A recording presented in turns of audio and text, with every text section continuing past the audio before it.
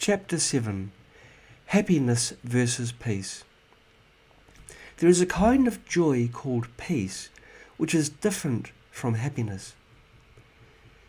In Chapter 1, we mentioned that human suffering is primarily physical suffering as well as psychological suffering, namely the suffering of not getting what one wants, the suffering of separation of what one loves, and the suffering of encountering what one dislikes.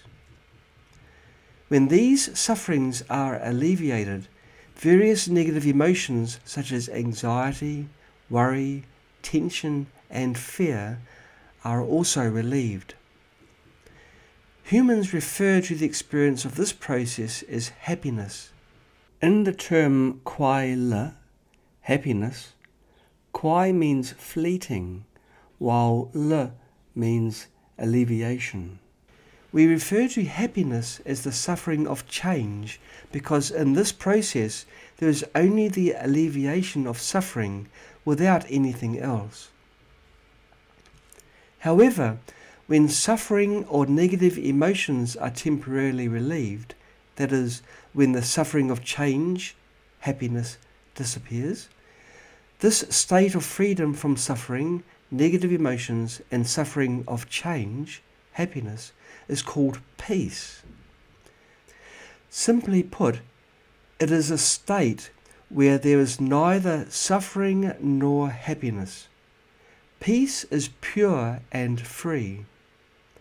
However, this peace is relative and temporary because suffering and negative emotions can emerge again at any time.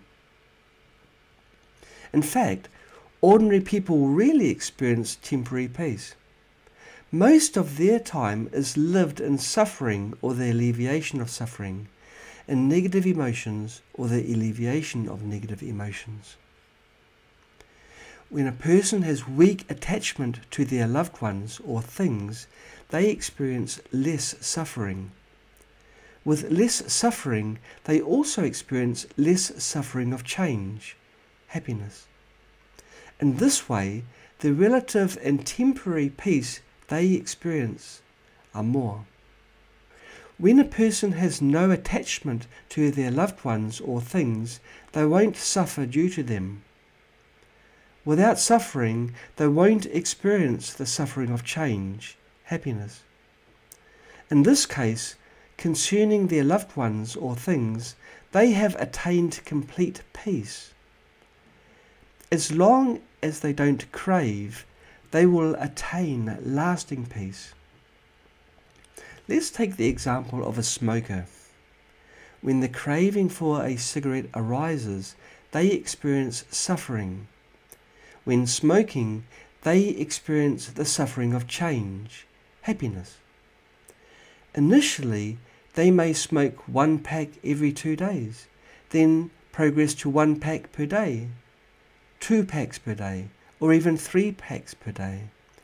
The greater the addiction, the more intense the suffering, and the stronger the suffering of change, happiness, when smoking.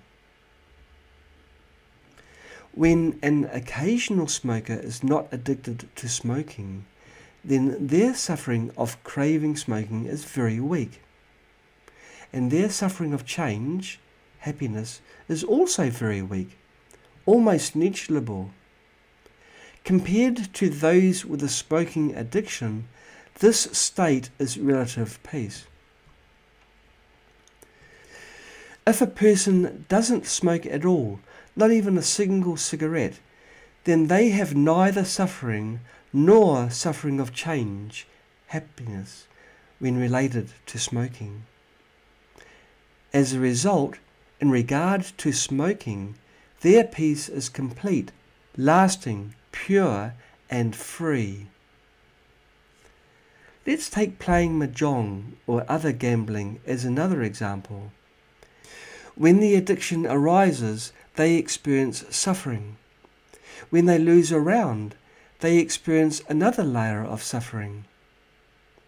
Initially, they may start with small bets and then gradually increase their bets. the gambling addiction intensifies over time. When gambling, regardless of winning or losing, they prioritize satisfying their gambling addiction. If they win, the suffering of change, happiness, is intense. If they lose, despite another layer of suffering, due to strong gambling addiction, some people still cannot stop even when they are about to go bankrupt. If an occasional gambler is not addicted to gambling, then their mental suffering of craving gambling is very weak, and their suffering of change, happiness, is also very weak, almost negligible. Compared to those with a gambling addiction, this state is relative peace. However, if a person doesn't gamble at all, then they have neither suffering nor suffering of change, happiness, related to gambling. As a result, in regard to gambling, their peace is complete, lasting, pure and free. Some people may say, if I have no hobby or no desire at all, what's the point of living? Actually, this is impossible for humans. Humans are born with many innate and potential needs, leading to numerous suffering. As they age and under the influence or stimulation of the environment, the suffering of not getting what one wants, the suffering of separation from what one loves, and the suffering of encountering what one dislikes, as well as the suffering of various illnesses, will constantly emerge. Thus, they have to seek methods to alleviate or temporarily remove the sufferings. We should understand that in most cases, when something is in the hobby stage, people are willing to do it. This is because the suffering of not getting what one wants is relatively weak, and it is easy to implement and satisfy them. During implementation, both suffering and negative emotions are alleviated, and this suffering of change, happiness, seems to be a reason for ordinary people to continue living. When a person's basic physical needs, such as food and clothing, are satisfied, other innate and potential needs will constantly emerge. For example, social needs, the need for respect, the need for knowledge, aesthetic needs, etc. Meeting these needs is accepted by the general public. Hence, the entertainment and education industries are prosperous, as they are not only legal but also in line with universal values. However, most people have never thought that interests may become hobbies, hobbies may become obsessions, and obsessions may become addictions. And all hobbies may intensify without exception.